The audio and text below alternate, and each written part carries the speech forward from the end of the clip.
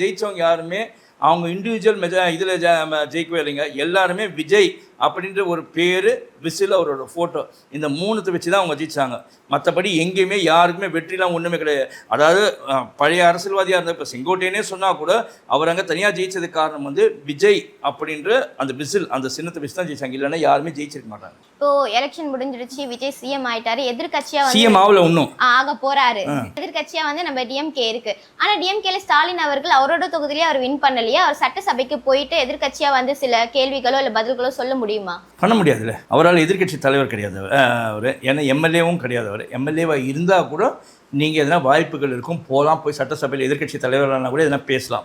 அப்படி இருக்கும்போது இல்லைன்னும் போது இப்போ இவரை எம்எல்ஏ ஆக்கணும்னா யாருன்னா ஒருத்தர் இவங்க கட்சியால் தைரியமாக நான் ரிசைன் பண்ணுறேன், நீங்கள் நில்லுங்க, நீங்கள் ஜெயிப்பீங்கன்னா பரவாயில்ல.